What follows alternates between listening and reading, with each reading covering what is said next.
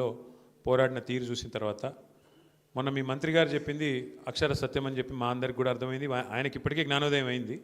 ఇప్పుడు మీకు మాకు కొల్లాపూర్ ప్రజలకు కూడా స్పష్టత వచ్చిందని నేను అనుకుంటా ఉన్నాను. మంత్రి కృష్ణారావు గారు ఆ మధ్యన ఆదిలాబాద్ జిల్లాలో ఆడిన పోయినాడు. పోతే అక్కడ వాళ్ళు అడిగినారు కృష్ణారావు గారిని, సార్ మాది రెవెన్యూ డివిజన్ చేయాలా మాది అని చెప్పి ఏదో కోరిక కోరినారు. కోరితే కృష్ణారావు గారు మరి ఆ రోజు ఏం మూడ్లో ఉన్నాడో ఏం ఆలోచించుకున్నాడో కానీ చాలా స్పష్టంగా చెప్పినాడు. ఏమని, మళ్ళీ మా ప్రభుత్వం వస్తుందో రాదో నాకు తెలియదు, మళ్ళీ నేను గెలుస్తానో లేదో నాకు తెలియదు. ఆయనకు తెలియదేమో కానీ కొల్లాపూర్ ప్రజలకు తెలుసు, మళ్ళీ గెలిచే సమస్య లేదు, ఖచ్చితంగా ఈసారి ఓడగొట్టేది పక్కా. ఎందుకంటే నేను ఆయన మీద ఏదో కోపంతో చెప్పట్లేదు, ఆయన మీద వ్యక్తిగతంగా నాకు కోపం ఉండాల్సిన అవసరం కూడా ఏమీ లేదు. ఎందుకు గెలవరు అంటున్నా అంటే కాంగ్రెస్ పార్టీ స్పష్టంగా ఒక్క మాటలో చెప్పేయచ్చు. రామాయణం గురించి చెప్పండి అంటే కట్టే, కొట్టే, తెచ్చే, మూడు ముక్కల్లో చెప్పొచ్చు. అట్లాగే కాంగ్రెస్ ప్రభుత్వం 2 ఏళ్లలో వీళ్ళ పనితీరు ఎట్లా ఉంది అని అడిగితే ఎగవేతలు, కూల్చివేతలు, పేల్చివేతలు తప్ప చేసింది అయితే ఏమీ లేదు. ఎగవేతలు అంటే 420 హామీలు ఇచ్చి 6 గ్యారెంటీలని అలవిగాని మాటలు చెప్పి అడ్డమైన అబద్ధాలు చెప్పి కుర్చీలో కూర్చున్నారు. కుర్చీలో కూర్చున్న తర్వాత ఏం చేస్తున్నారో 2 ఏళ్ళ నుంచి నాకంటే బాగా మీకే తెలుసు. ఊర్లలో ఎంత అవస్థలు పడుతున్నారో రైతులు మీకు తెలుసు. ఇక పేల్చివేతలు, మనమేమో చెక్ డ్యాములు కట్టినాం, ప్రాజెక్టులు కట్టినాం. మీ దగ్గర నార్లాపూర్ రిజర్వాయర్ కట్టి కేసీఆర్ గారే స్వయంగా వచ్చి బటన్ ఒత్తి ఆ పంపు చాలు చేసి నీళ్లు 145 మెగావాట్ల పవర్ ఉండే పంపు పెట్టి నీళ్లు కృష్ణా నీళ్లను మీకు ఇచ్చే ప్రయత్నం కేసీఆర్ గారు చేసినారు. మా ఆల వెంకటేశ్వర రెడ్డి గారు ఇక్కడ ఉన్నారు. ఒక్క దేవరకద్ర నియోజకవర్గంలో 36 చెక్ డ్యాములు కట్టినారు కేసీఆర్ గారు. ఒకటే నియోజకవర్గం నేను చెప్పేది. అట్లా ప్రతి నియోజకవర్గంలో అద్భుతమైన పనులు జరిగినాయి. మనమేమో ఆ పని చేసినాం, నిర్మాణం చేసినాం, వీళ్ళేమో విధ్వంసం చేస్తున్నారు.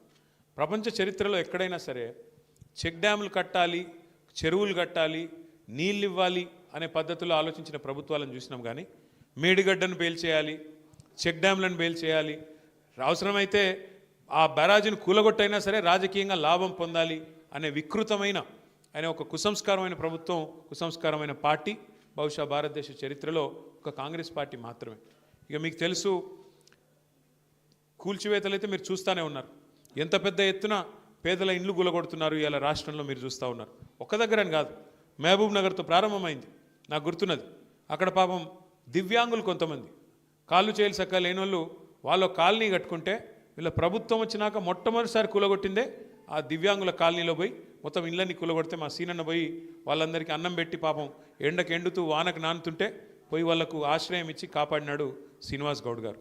ఈ ప్రభుత్వం ఈ 2 ఏళ్లలో సాధించింది మాత్రం శూన్యం. తమ అసమర్థతను కప్పిపుచ్చుకోవడానికి, తమ చేతగాంతనాన్ని కప్పిపుచ్చుకోనికే వీళ్ళు కొత్త పల్లవి అందుకున్నారు. ఏమంటారు ఏమని అడిగితే, ఏమైందయ్యా రేవంత్ రెడ్డి గారు, 6 గ్యారెంటీలు ఎందుకు అమలు చేయట్లేదు, నెలకు 2,500,000 రూపాయలు ఇస్తానంటివి కదా మహిళలకు, ఎందుకు ఇస్తలేవు, 100 రోజుల్లో ఇస్తానంటివి, మరి ఇప్పటికే 25 నెలలు అయిపోయింది, 700-800 రోజులు అయిపోయింది, ఎప్పుడు ఇస్తావు అంటే ఒక్కటే పట్టుకున్నారు ఇంకా డైలాగ్. కేసీఆర్ అప్పులపాలు చేసిపోయినాడు, రాష్ట్రం దివాలా తీసింది, కేసీఆర్ అప్పులపాలు చేసిపోయినాడు. మేము ఇక్కడ ఏదో లంకె బిందెలు ఉంటాయనుకొని వచ్చినాం, లంకె బిందెలు లేవు, మేము ఢిల్లీకి పోతే మమ్మల్ని దొంగలాగా చూస్తున్నారు, చెప్పులు ఎత్తుకుపోతాను అనుకుంటున్నారు నన్ను చూస్తుంటే, కాబట్టి నాకు ఎవరు అపాయింట్మెంట్ ఇస్తలేడు. ఒక మాట మాత్రం మీకు చెప్పాలా, ఎందుకంటే మీ మంత్రి గారు కూడా అదే అబద్ధం చెప్తా ఉన్నాడు. జూపల్లి నేను చూసినామన్నా, ఇదే జూపల్లి ఆనాడు కేసీఆర్ ప్రభుత్వంలో ఉన్నప్పుడు ఏం మాట్లాడినాడో మీ దగ్గర వీడియోలు అన్నీ ఉన్నాయి, లేకపోతే నేను పంపిస్తా, ఉన్నాయా? ఇదే మనిషి ఇవాళ అవకాశం కోసం అవకాశవాదంతో కాంగ్రెస్లో పోయి ఆయనకు టికెట్ ఇవ్వకపోతే, మనం హర్షవర్ధన్ రెడ్డి గారికి టికెట్ ఇస్తే కేవలం అవకాశవాదంతో పోయి ఇవాళ కేసీఆర్ గారిని తిట్టేంత పెద్దోడైపోయినాడు. ఒకనాడు కేసీఆర్ గారిని దేవుడు మా పాలమూరుకని పొగిడిన జూపల్లి ఇవాళ కేవలం స్వార్థం, కేవలం రాజకీయం కోసం అడ్డమైన అబద్ధాలు రేవంత్ రెడ్డి గురించి ఇలా మాట్లాడుతూ ఉన్నాడు. రేవంత్ రెడ్డి దేవుడు, ఇంద్రుడు, చంద్రుడు, ఆయన పదవిని కాపాడుకోనికే. ఎవరికి దేవుడు రేవంత్ రెడ్డి, ఎవరికి ఇంద్రుడు, ఎవరికి చంద్రుడు? ఏది మోసం చేసి మొత్తం రైతులందరినీ, ఒకరినిద్దరిని కాదు రైతులందరినీ మోసం చేసినాడు కదా. ఎన్ని మాటలు చెప్పినాడు కేసీఆర్ గారు. 2 పంటలకు రైతు బంధు ఇస్తే 3వ పంటకి ఇవ్వాలా అన్నాడు. 3వ పంటకి ఇవ్వవా నువ్వు రైతు బంధు అని మాట్లాడినాడు. మళ్ళీ ఇవాళ పరిస్థితి ఏంది? కేసీఆర్ గారు ఉన్నప్పుడు బ్రహ్మాండంగా మీరు అడగకుండానే నాటేసే కాలం వచ్చిందంటే చాలు ఫోన్లు టింగు టింగు మన మోగేది. 11 సార్లు 73,000 కోట్ల రూపాయలు 70 లక్షల రైతుల ఖాతాల్లో మీరు అడగకుండానే దరఖాస్తు పెట్టకుండానే పడ్డాయి. ఈరోజు ఏంది పరిస్థితి? రేవంత్ రెడ్డి ప్రభుత్వం వచ్చినాక, కాంగ్రెస్ ప్రభుత్వం వచ్చినాక ఒకటే ఒక్కసారి రైతు భరోసా ఇచ్చింది. ఒకే ఒక్కసారి. మొదటిసారి మనం కూడబెట్టిందే రైతు బంధు ఎలక్షన్లు అప్పుడు ఆపి, ఎలక్షన్లు అయినాక యాజ్ ఇట్ ఈజ్ అదే 5,000 ఇచ్చినారు. అది కేసీఆర్ గారు ఇచ్చింది తప్ప వీళ్ళు ఇచ్చింది కాదు. ఆ తర్వాత 2 సార్లు ఎగ్గొట్టినారు. మొన్న ఒకటే ఒక్కసారి రైతు భరోసా అని పేరు పెట్టి, అది కూడా 15,000 ఇస్తామని చెప్పి 12,000కి కటింగ్ పెట్టి ఒక్కసారి మొన్న 6,000 రూపాయలు ఇచ్చినారు. ఒకటే ఒక్కసారి.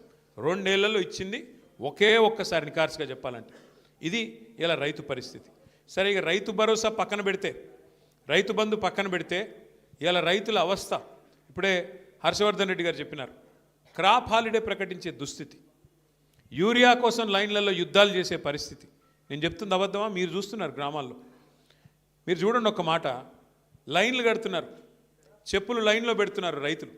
మరి అవన్నీ పేపర్ వాళ్ళు ఫోటోలు తీసి, మా తమ్ముళ్ళు వీడియోలు తీసి సోషల్ మీడియాలో పెడుతున్నారు. మరి తప్పించుకోవాలా? ఏం చేయాలా? అందుకే కొత్త ఉపాయం పన్నినాడు రేవంత్ రెడ్డి గారు. కొత్త ఉపాయం కనిపెట్టినాడు. ఏమని? ఇంకా షాప్లో కాదు, యాప్లో ఇస్తా అన్నాడు. షాప్లో ఇయ్యడంట యూరియా, యాప్లో ఎప్పుడు ఉంటుంది యూరియా? ఆడ షాప్లో ఉంటేనే కదా ఉండేది. ఈడ షాప్లో ఉంటేనే కదా యాప్లో ఉండేది. అది లేదంట. కానీ ఇప్పుడు ఇంకొక కొత్త ఆలోచన, యూరియా కార్డు అంటే ఇప్పుడు ఈ గ్యారంటీ కార్డులు అయిపోయినాయి. గ్యారంటీ కార్డులు మొత్తం అయిపోయినాయి అంటే, ఇంకా అన్నీ అమలు అయిపోయినాయి, అన్నీ జరిగిపోయినాయి. ఇప్పుడు యూరియా కార్డు ఇస్తారంట. నేను ఒకటే అడుగుతున్నా, ఆలోచించమని కోరుతున్నా మా కొల్లాపూర్ రైతన్నలందరినీ, రైతు బిడ్డలందరినీ. కేసీఆర్ గారు 10 ఏళ్ళు ప్రభుత్వాన్ని నడిపినప్పుడు ఒక ఆటోవాడికి డబ్బులు ఇస్తే బాయికాడికి వచ్చి బంగారం వలే 6 కావాలంటే 6, 10 కావాలంటే 10 బస్తాలు వేసిపోయిన మాట యాదుకుందా? వాస్తవమేనని చెప్పేది. మరి కేసీఆర్ ఉన్నప్పుడు యూరియా కోసం కుస్తీలు లేవు, విత్తనాల కోసం పోటీలు లేవు, కరెంటు కష్టాలు లేవు, క్రాప్ హాలిడే లేవు, రైతు బంధు కోసం ప్రభుత్వం వైపు తిరిగి చూసే అవసరం లేదు. ఇవి ఏవీ లేకుండా, కడుపులో చల్లగదలకుండా రైతన్నను మరి కంటికి రెప్పలా కాపాడుకున్నాడా లేదా కేసీఆర్ గారు? ఇలా అట్లాంటి కేసీఆర్ గారు మరి మన కోసం పాలమూరు రంగారెడ్డి ఎత్తిపోతల పథకాన్ని తలపెడితే 90% పనులు పూర్తి చేసి, మీ నార్లాపూర్ కాడికే వచ్చి ఒక పంపు కూడా ఆన్ చేసి నీళ్లను, కృష్ణా నీళ్లను ఆ ప్రాంతానికి చూపెడితే 2 ఏళ్ళు అయిపోయింది రేవంత్ రెడ్డి గారు వచ్చి. 90% పని పూర్తయింది, కేవలం 10% మాత్రమే మిగిలింది. ఏనుగెళ్ళింది తోక చిక్కింది అన్నట్టు తోక మాత్రమే మిగిలింది. రిజర్వాయర్లు మీ కళ్ళ ముంగట కనబడుతున్నాయి కదా. నార్లాపూరు, కరివెన, వట్టెము, ఏదుల, ఉద్దండాపూరు రిజర్వాయర్లు అన్నీ పూర్తయి రెడీగా ఉన్నాయి. ఈయన చేయాల్సింది ఏంది? మనం అప్పటికే కాలువలకు కూడా టెండర్లు పిలిచినాం. ఈయన రాగానే ఆ టెండర్లు రద్దు చేసినాడు. రద్దు చేస్తే చేసినాడు, మళ్ళీ పిలవచ్చు కదా. 10 పైసలతో అయిపోయేదానికి ఇవాళ పని చేయకుండా ఎందుకు చేయట్లేదు? తొందరగా చేస్తే కేసీఆర్కి పేరు వస్తుంది. పాలమూరు రంగారెడ్డి కేసీఆర్